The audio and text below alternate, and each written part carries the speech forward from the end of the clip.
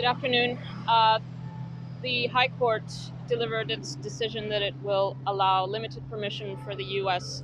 government to appeal January's decision to block Julian's extradition. That means that he's still at risk of extradition, where he faces a 175-year prison sentence, and according to the magistrate, is certain to lose his life if he's extradited. The US government should have accepted the magistrate's court's decision. Instead, it keeps this case going. The case is itself falling apart. The lead witness of the US Department of Justice now admits that he lied in exchange for immunity from US prosecutors. The lawyers of Julian were spied on. Their offices were broken into. Even our 6-month-old baby was targeted while he was in the embassy. And now the High Court has limited the grounds on which they are allowed to appeal. So the case is falling apart. Merrick Garland has egg on his face because of the decision to use a witness that perjured himself in order to try to imprison Julian and keep him imprisoned. And so I'm appealing to the Biden administration to do the right thing. This appeal was taken 2 days before the Trump administration left office. And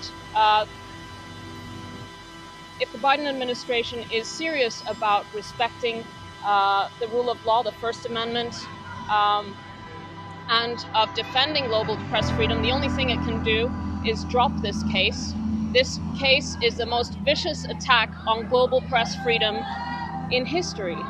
The US government is accusing a foreign journalist, a foreign publisher who was outside the United States, for publishing true information that incriminated the US military of committing war crimes. Julian is a freedom fighter. He fights for freedom from torture, freedom from illegal wars, freedom from surveillance and manipulation. And that is what the US government is criminalizing. So there's no way to stand up for the First Amendment and defend democracy at the same time as you're prosecuting and imprisoning Julian Assange. Many people don't know this, but the US government is allowed to appeal and have its costs paid by the UK taxpayer.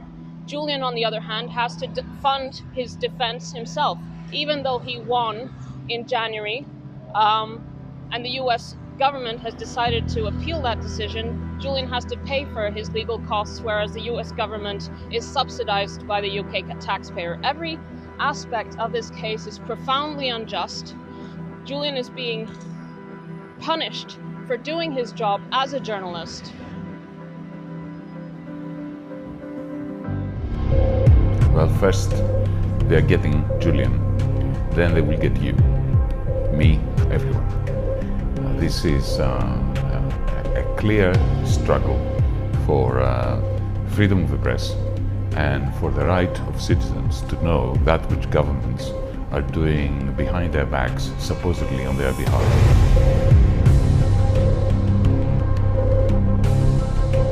The circumstances in which he is held in there are an affront to civilization. So I think this case is absolutely devastating, horrifying and wide-reaching implications for press freedom and journalism as a whole. And unfortunately, people have already made up their mind about Julian Assange. They're not taking a stand the way they should be.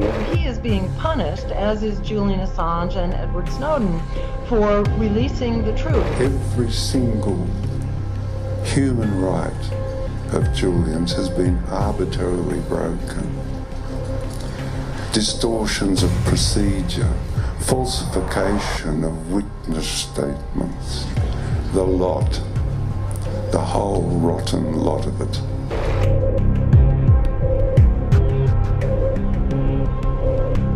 He he's on death row. He will be on death row if he is extradited. If this man gets extradited to the United States, he will be tortured until the day he dies. It may now be Julian, and it may now be Glenn Greenwald, but who will be next? Julian is a publisher. Julian is also a son. He's a friend. He's my fiancé. And a father. Julian needs his freedom. And our democracy needs a free press. Yes, it is about Julian Assange, but it is much more also about all of you and your children and your families. And 20 years from now, will you still be able to know the truth about what your government is doing? Or when it has become a crime to inform you about what your government is doing with your tax money to other people that have not done anything wrong in their lives?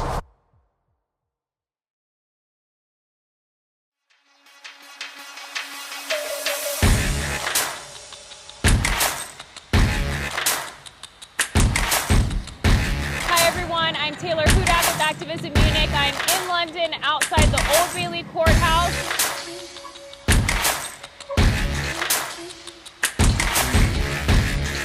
Hi everyone, I'm Taylor Hudak and I'm outside London's Belmarsh Prison. We are all Julian Assange. How would you know about all the crimes committed in our names if there weren't the billions of leaks published by WikiLeaks? If wars can be started by lies, peace can be started by truth. We're going to lock people away facing 200 years in prison for exposing war crimes. What kind of country, what kind of world are we going to live in? So we have to stand up and collectively say no more.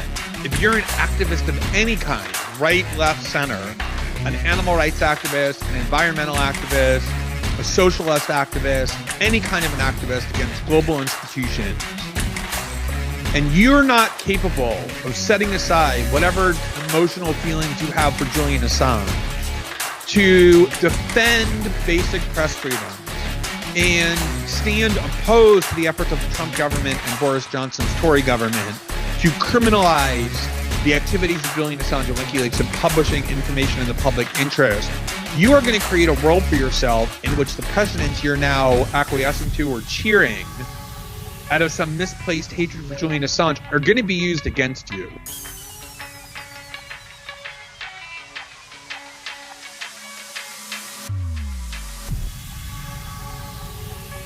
When you're in a dark room, one person switching on the light will make everyone see, right? Don't look for the light somewhere else. Go and switch it on yourself. We should all thank Julian for his courage and integrity in providing us with this precious gift at great cost to himself, much to our shame. Think about the opportunities that you have, right? Because there are no heroes. Nobody's going to save you, right? There are only heroic actions. There are only heroic choices. There are only people who moment by moment see bad things and recognize, maybe I can do something. Maybe I can't fix everything, but maybe I can make progress. Maybe I can make things better. Maybe I am the one that I'm waiting for. And as soon as you start thinking like that, you'll realize that you are. Free Assange, rock and roll.